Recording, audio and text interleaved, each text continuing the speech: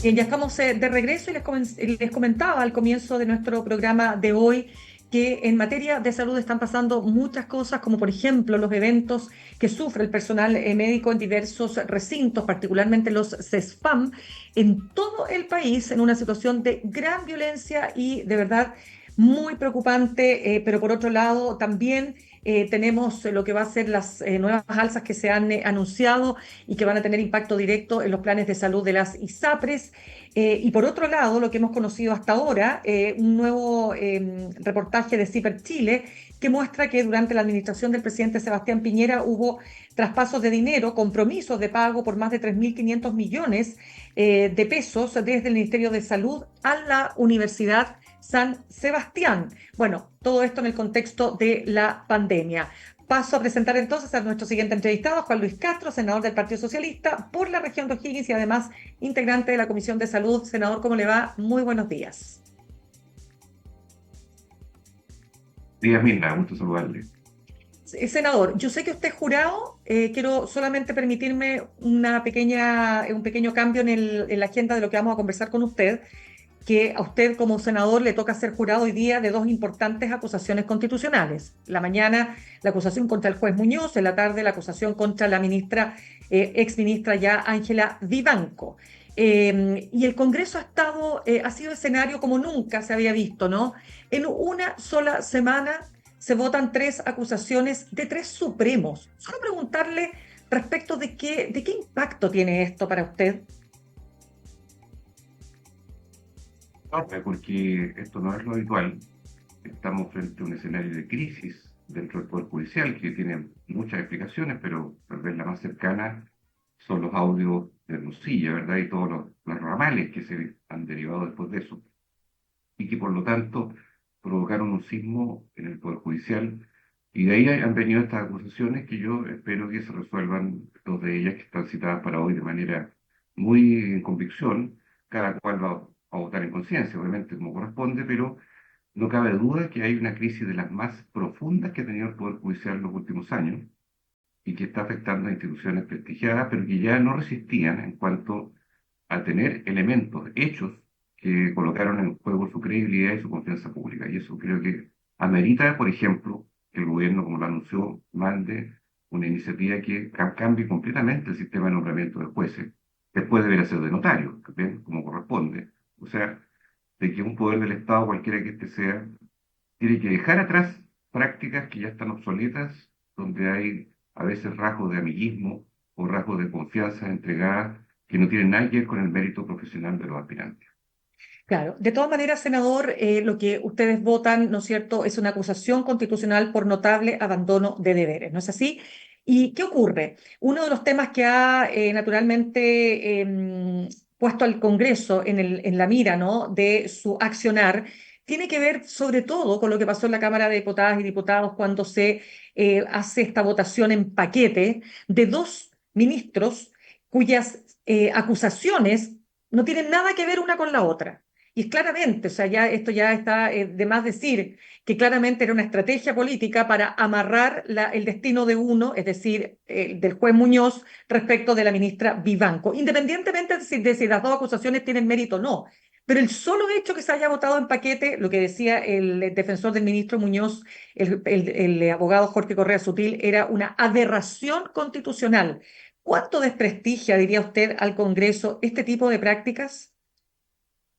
Mucho, porque en la práctica, cuando se dan situaciones de este tipo, la gente termina pensando más bien en el interés político que había de colocar a un acusado del lado de la izquierda, otro del lado de la derecha, estoy colocándolo así en blanco y negro, hacer un efecto neto para poder aprobar acusaciones. O sea, la lectura hiperpolitizada, menos de 10 días de una elección municipal y regional grande, aparece como una situación casi desmedida para las facultades legítimas que tiene la Cámara de Diputados. Yo fui diputado también muchos años, así que eso es parte de las condiciones. Pero atar la suerte de dos personas a hechos distintos y hacerlas votar en esa primera fase, ahora no, el Senado se vota cada uno por fuera separada, pero en esa primera admisibilidad de un modo indisoluble y una y otra, la verdad, parece más bien una estrategia política dedicada a sumar los votos que a ver en el mérito de cada caso lo que está pasando. Pero ya las cosas son así, yo no me voy a quejar de eso porque son así. Y ahora llega la verdad. ¿Quién tenía razón y quién no tenía la razón? Y eso es lo que tenemos que dirimir en las horas que vienen hoy respecto a estos dos magistrados que están en el tapete.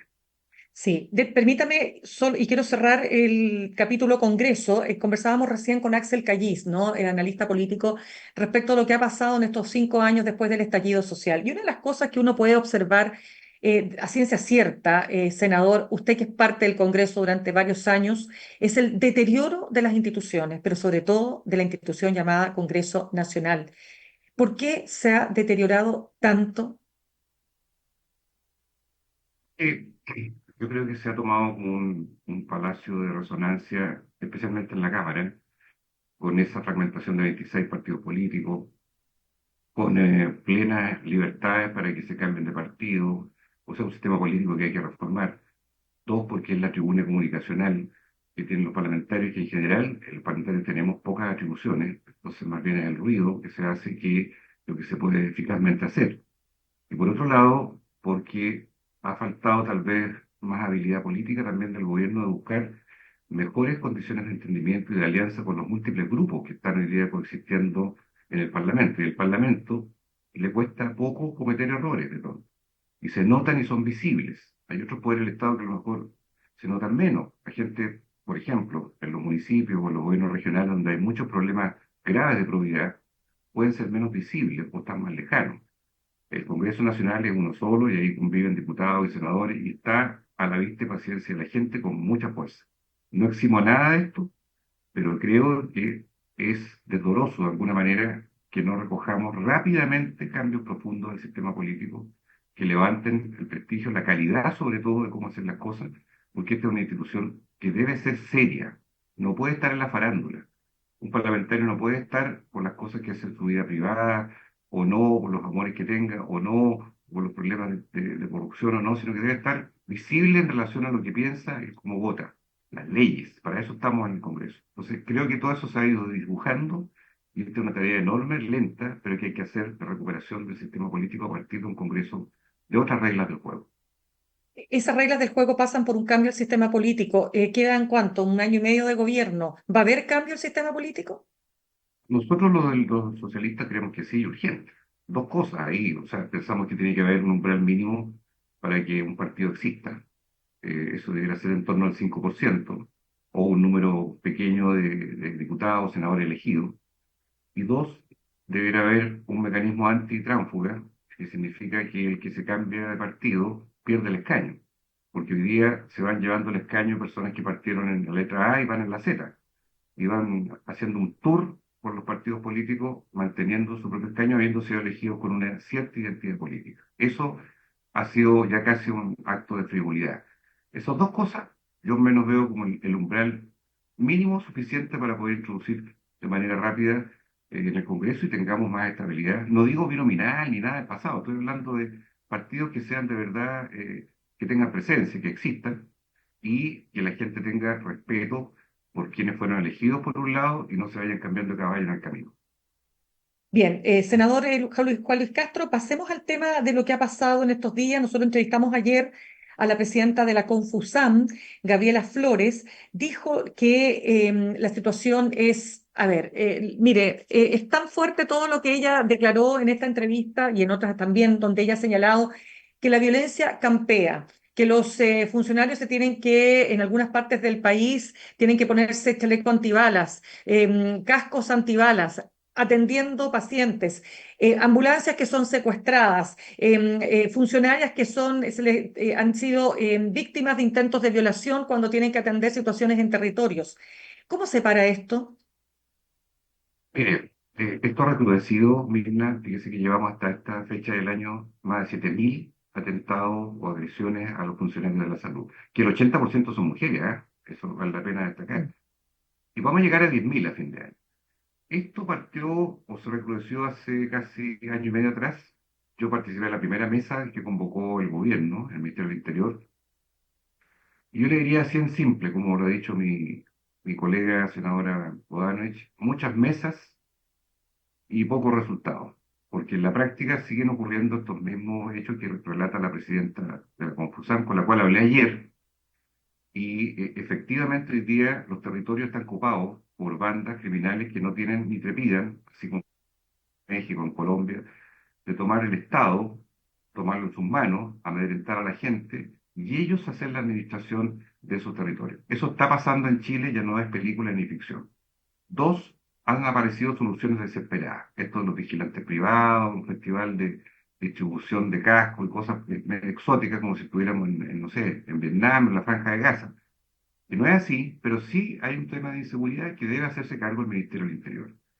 Y no lo hace, porque yo escuché la semana pasada que había un ranking de categorías de criticidad, se llama así. ¿Dónde están los Ya. CEFAM, los hospitales más críticos? Yo no lo he visto, no sé si usted lo habrá visto dónde está ese ranking, porque después dijeron, no, no los vamos a dar a conocer porque si no se van a estigmatizar. Entonces uno dice, ¿y por qué mejor no hacemos las cosas? Yo hasta el día de hoy estoy esperando dónde están los carabineros o las fuerzas de orden, armadas, incluso si fuera el caso, que vayan a vigilar, porque si los hospitales y los consultorios no tienen ni plata para las jeringas, ni para los sueros, ni para tener camillas, porque esa es la realidad del sector de salud, después hablaremos de eso. Ya. ¿Cómo van a tener plata para contratar servicios privados de vigilantes? No se puede. Entonces, yo creo que aquí hay un poquito de improvisación. La realidad se ha ido instalando con fuerza. No pueden la gente de la salud trabajar casi con los elementos mínimos y sin saber si a la salida los van a tomar o no, los van a ir a ametrallar. Están blindando puertas de pabellones. ¿Alguien cree que eso es la solución o la solución es pues, generar un perímetro de verdad que pueda proteger? Entonces, yo creo que estamos en una escalada muy dramática. Aquí lo único que falta es que el día de mañana muera una funcionaria de la salud o alguien que vaya en el trayecto, ¿verdad? Un móvil, un vehículo, de una ambulancia y le disparen. O sea, cosas que al final, seamos sinceros, en Chile remueven las cosas cuando suceden hechos dramáticos. Yo espero que eso no ocurra, pero estamos frente a una escalada donde la respuesta es mucha retórica, pero poca acción respecto a lo que hay que hacer. Ya, pero entonces, ¿qué es lo que hay que hacer? Porque decía justamente Gabriela Flores que ya Carabineros no daba abasto, o sea, no basta, incluso Carabineros llegaba 3 horas después de los hechos, pero tampoco daban abasto. Entonces, desde su punto de vista, ¿qué es lo que tendría que Miren, ponerse al centro? aquí en el centro está el cuidado de los pacientes y de la gente que atiende a los pacientes. Y si eso no lo entendemos, estamos mal, porque ahí está el servicio sanitario a las personas en condición de gravedad. La gente llega o herida o llega enferma de algo grave. Usted me pregunta a mí, yo le digo al gobierno, ¿cuál sería el problema de disponer la custodia por parte de militares en las puertas de los recintos asistenciales? ¿Habría algún problema en eso? Pregunto yo. Le he hecho muchas veces esta pregunta. Y me ¿Ya? ¿Y qué le dicen, no, lo que responden? pasa es que no. Me dicen, no, porque para eso tiene que haber estado de excepción, porque ahí en el estado de excepción se pone el jefe de plaza, que es un militar, y ahí puede estar el militar. Entonces yo digo, ya. ¿Y cómo si ya se está haciendo esto en la Araucanía y en la frontera con Bolivia? A ver si ya se hace. Andan parejas de carabineros con militares, se entienden bien y conversan y no tienen problemas jerárquicos entre ellos. ¿Qué problema habría que usted lo haga en lugares muy, muy calificados donde haya que proteger? No, porque eso requiere la ley de infraestructura crítica. Entonces vamos a la ley, a dar la vuelta a la ley, hasta la ley. Pero eso lo pueden hacer hoy día. Es una prerrogativa, porque fíjese que el estado de emergencia, Mirna, usted lo puede ¿Ya? decretar para 100 metros cuadrados, para 1000 kilómetros cuadrados, para lo que usted quiera. La autoridad puede decir, me interesa este barrio, me interesa este CEFAM, lo declaro en estado de emergencia el CEFAM de Bajos de Mera o el Hospital El Pino de San Bernardo. Lo puede hacer el Ministerio del Interior. Bueno, está en sus manos, porque usted me pregunta qué se hace y yo le digo, ese es el instrumento para hacerlo. ¿Hay ánimo? Yo creo que no, porque yo ¿Por creo que qué hay un no? prejuicio. Hay ¿Cuál un prejuicio? prejuicio político en dos aspectos. Uno, que se dice, los militares no quieren saber nada de esto porque ellos nos dicen que ellos no están para la seguridad interna, están para la seguridad externa, no quieren, no quieren, no quieren, como intérpretes de los militares. Y dos, el prejuicio que no se dice, es que yo creo que el actual gobierno tiene un bloqueo psicológico frente al problema de decir, no va a ser un gobierno de izquierda el que va a invocar a militares que vayan a cuidar. Prejuicio que se cayó hace rato, porque si no en la Araucanía no habría pasado lo que pasó, ni en el norte tampoco. ¿Hay miedo de que sea muy visible en el centro del país? A lo mejor, no lo sé. Estas son las partes que uno nunca sabe cuál es la verdad última, pero de que hay En todas las líneas hay una negativa y yo creo que tendrán que pasar hechos más dramáticos a lo mejor para que cambien de opinión. Ya, pero es que resulta que usted mismo acaba de decir, tenemos un gobierno que ha sucesivamente, ¿no es cierto?, o sea, ha tenido que mantener los estados de excepción en la zona la macrozona sur, y lo propio respecto de poner militares, ¿no es cierto?, en el norte para poder custodiar de mejor manera las fronteras, ¿no? Entonces, ¿en qué topamos finalmente en este tema? Porque la violencia, tal como la estamos viendo, y tal como lo dicen los propios dirigentes gremiales, no es capaz de ser contenida solamente por la fuerza de carabineros. Y es, pues, los carabineros no dan abasto, se hacen fuerzas de tarea cada rato, por eso yo no soy el gobierno, le estoy hablando como lo que yo percibo, pero mi impresión es que lo que queda de gobierno no hay voluntad política, no hay ánimo de decir invitemos a militares a custodiar, por ejemplo, centros de salud, porque eso se va a prestar para un conflicto con los carabineros. Eso es lo que yo percibo que está rondando detrás y el trato principal el gobierno lo tiene con carabineros. Y los carabineros no darán abasto, estarán en las situaciones que estén. Ni le explico lo que pasó en Rancagua, pues. Los 5 ¿Qué carabineros en el pasó? robo de Brin. Y Pero también hay imagínese, problemas. por Ya, supuesto. entonces, pero yo le digo una cosa, siendo así, pues yo no voy a generalizar. Sí. Aún con todo esto, a mi juicio, la necesidad imperiosa de custodiar solo puede venir de una decisión fuerte, clara, de decir nosotros los lugares que de verdad creemos que hay que proteger, no tenemos inconveniente en que haya militares custodiando. No digo que anden persiguiendo delincuentes en las calles, no, custodiando, donde hoy día es necesario prevenir. Yo eso lo veo todavía lejos, para serle bien sincero. Senador Juan Luis Castro, en atención al tiempo, quiero pasar por el tema de lo que le había planteado, ¿no? Respecto de esta información que dio a conocer Ciper Chile de un traspaso durante el gobierno del presidente Sebastián Piñera por 3.500 millones de pesos, claro, a la Universidad San Sebastián. Esto me imagino que tiene que ver con insumos, ¿no es cierto?, respecto de, claro, por servicios de laboratorio, todo esto ocurrido en pandemia. ¿Cómo lo ve? Porque además el ex ministro de Salud, Enrique París, tanto él como el ex subsecretario de Redes Presidencial, Arturo Zúñiga, llegaron después a la misma Universidad San Sebastián a trabajar. Sí, mire, yo creo que estas cosas hay que ser cuidadosos porque en esa época, recordemos que ¿Mm? se pidió ayuda a todos los privados, se integraron las clínicas con los hospitales, o sea, fue otro mundo el que tuvimos de colaboración para brindar atención médica, hacer exámenes COVID y todo lo demás. Esto hay que examinarlo. A mí me parece bien que un medio lo coloque y vea si había conflicto de interés o no, o si fue un trato que se hizo acorde a las reglas que en ese momento había, que había mucha excepcionalidad porque había que actuar rápido, y no había intereses detrás de eso. Yo respeto al doctor Enrique París, lo conozco muchos años antes que fuera ministro, y entiendo la probidad que al menos yo siempre le he conocido en toda su Ujú. actuación de vida profesional. Sin embargo, creo que cuando se pone una duda, esa duda hay que despejarla. Y yo espero que se aclare y se despeje porque la Universidad de San Sebastián, claro, estaba en el tapete que por los sueldos de Marcela Cubillo, que por Andrés Chávez, o sea, hay una historia de vínculos ahí. Ujú. Yo no voy a caer en el error de empaquetar a París o al otro subsecretario como parte de la misma historia, porque no es lo mismo. Aquí estamos hablando de un trato en una época en que había autoridades por una cierta universidad, al igual que se hizo con otras universidades, pero esto ojalá la Contraloría o quien dirima la autoridad que corresponda lo aclaren. Siempre es mejor aclarar antes que condenar. Después uno vendrá a decir, mire, esto era cierto o no era cierto. Hoy día hay una sombra de duda y yo prefiero que se despeje. Perfecto. Senador, pasemos al otro tema que tiene que ver con la adecuación de todos los contratos con ISAPRES al 7%. Para algunos cotizantes, ¿no es cierto?, se van a sumar alzas que pueden llegar de entre los 15.000 hasta los 42.000. Y esto se señala que va a generar una fuga, una nueva fuga de usuarios de ISAPRE al sistema de FONASA. ¿Cómo ve usted lo que aquí va a ocurrir? ¿Cuál es el escenario que usted anticipa? Clínica de la muerte anunciada, para ponerlo en una frase histórica. Esto se viene diciendo hace largos meses. Usted Ujú. sabe que yo me abstuve de aprobar esa ley, la promoví mucho, pero vi el desenlace que estaba teniendo. Y la razón es porque finalmente el desequilibrio financiero de la ISAPRE se le empieza a traspasar al bolsillo de los usuarios. El próximo mes la gente va a conocer el plan de ajuste final de su plan. En este intertanto de los meses que han transcurrido, el gran ausente es el órgano del Estado para esto, que es la Superintendencia de Salud. A mí me encantaría que ese órgano fuera el que le informe a la gente.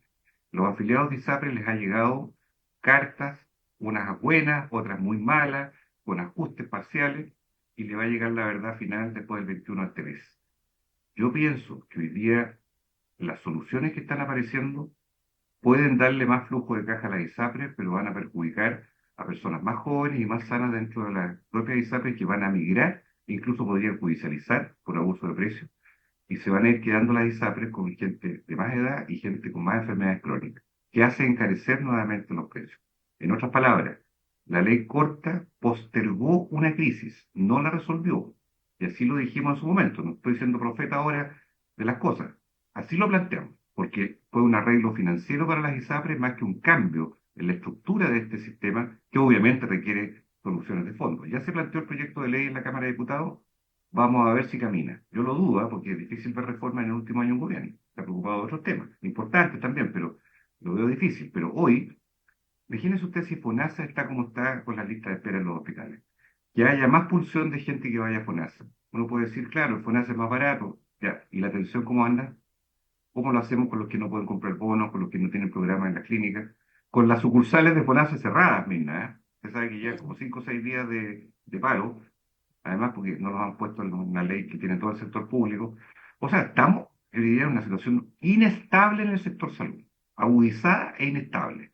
Ese es el momento que estamos viviendo y yo la autoridad no la veo tomando un liderazgo sobre él. Veo dando explicaciones, dando a veces soluciones desesperadas desde el momento. El caso de San Borja de Arán, un director que no sé por qué le perdonan la vida una y otra vez, porque lleva 5 años, se quemó el hospital en sus manos, no lo han reconstruido, tienen hoy día contaminaciones insalubres dentro del establecimiento, como todo el mundo ha visto, y parece que cuando el ministro Marcel alude a la ineficiencia, yo en eso lo encuentro razón, porque hay directores que ya no deberían estar al mando y lo mantienen ahí. ¿Por qué? Yo no sé. ¿Cuál es el premio que le dan a alguien que tiene un hospital botado, siendo el director?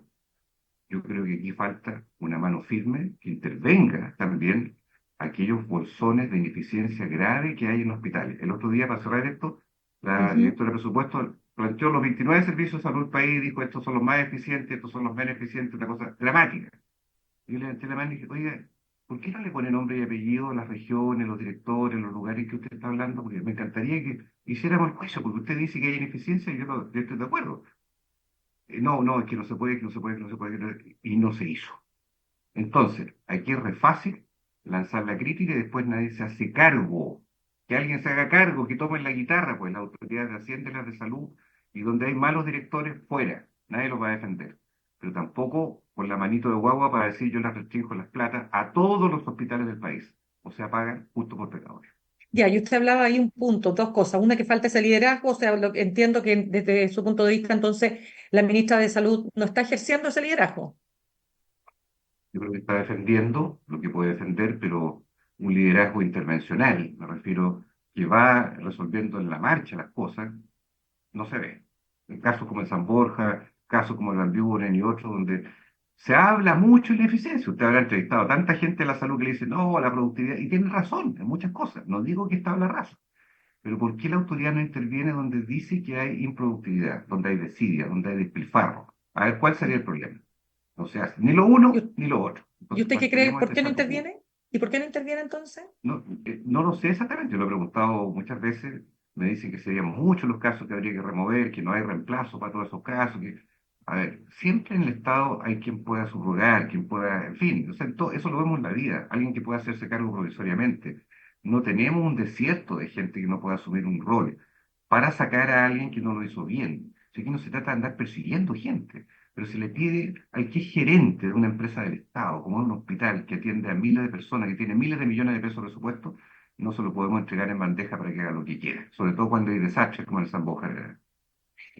Senador, lamentablemente se nos acaba el tiempo. Senador Ya, Juan muy Luis entretenida Castro, la conversación. gracias, senador Juan Luis Castro, senador del Partido Socialista por la región de O'Higgins, integrante de la Comisión de Salud. Solo cuénteme una cosita, ¿a qué hora comienza la votación A respecto de las la 10, acusación constitucional? A las 10. Y una respecto hora de la más, ministra, ya, y respecto a la ministra Vivanco, a las 3, ya, estupendo. Entonces hoy día es los jornada dos full, corren. claro, full jornada, senadores. Ya, pues vamos a ver cómo sale, qué sale de aquello. Muchas gracias, senador, por haber estado con nosotros. Pronto, venga, gusto saludarla. Gracias, adiós.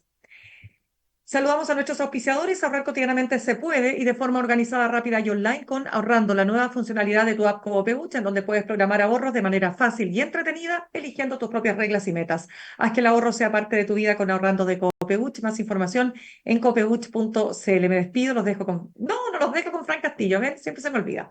No los dejo con Fran Castillo hoy día. Nos vamos simplemente y atentos a lo que va a pasar en esa votación del Senado a las 10 respecto del del ministro Sergio Muñoz, y a las 3 de la tarde respecto de la ex ministra Ángela Vivanco. Vamos a estar también analizando mañana en detalle los alcances de estos acontecimientos. Que tengan una buena jornada. Copeuch Inversiones, el sitio donde todos pueden invertir, presentó Al Pan Pan en el Mostrador Podcast. Cerramos por hoy Al Pan Pan con Mirna Schindler. De lunes a viernes de 8 a 9 de la mañana, entrevistas para partir el día. El Mostrador Podcast, el poder de la independencia.